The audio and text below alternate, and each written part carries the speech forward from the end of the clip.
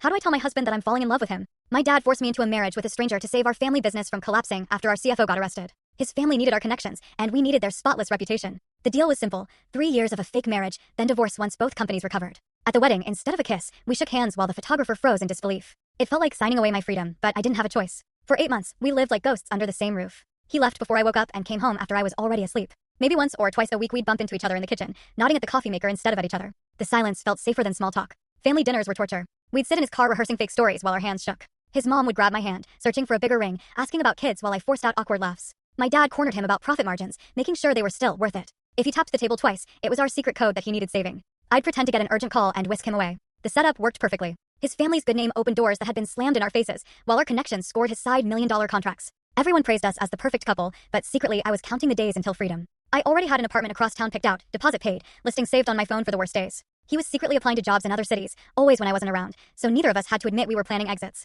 By month 6, both businesses were booming and investors thrilled. Our parents acted like they'd pulled off the deal of a lifetime, and honestly, they had. We just had to survive 18 more months of pretending. Every Sunday, I updated my countdown app and felt a little lighter. He had a suitcase in his closet that he slowly filled when he thought I wasn't watching. We were so convincing as strangers that his cousin once called us relationship goals. We both had to leave the room before bursting out laughing at the irony. Then one Tuesday morning, month 9, everything changed. I was pouring coffee when my hand shook, spilling it everywhere. From behind me, he asked, "How long has that been happening?" He was staring at my hand with actual fear. Nobody had looked at me with real concern in months. It made my chest tighten. I admitted it had been going on for weeks. Without hesitation, he called in sick and drove me to a neurologist. The next 3 months were a nightmare: brain scans, endless needles, endless blood tests. He came to every appointment with a green notebook, writing down every detail I didn't want to hear. When the doctor finally said degenerative disease with no cure, I shut down. But he leaned forward, voice shaking, demanding treatment options until he had 20 pages of notes. That night, he dragged his laptop into my room and said he had to keep track of my symptoms. I was too terrified to argue. At 3 a.m., I woke up convinced I was dying. He was already awake, distracting me with random stories until I calmed down. Fighting with the insurance company became his personal battle. When they denied coverage, I heard him scream, "She's my wife," with such rage that for a moment, I believed it.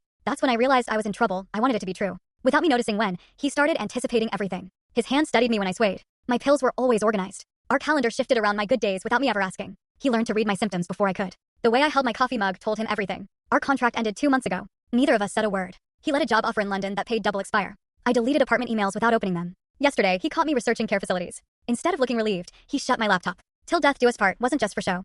I had to leave the room before he saw me cry. This morning, he was filling out nursing school applications at the kitchen table. When he saw me staring, he just turned the screen toward me and kept typing. Now he's walking around measuring doorways for wheelchairs, humming his favorite tune. I asked why he won't walk away. He said, "I chose this. I choose you." Then he went back to measuring. Full story on the channel. Link below. Click now and watch what happened next.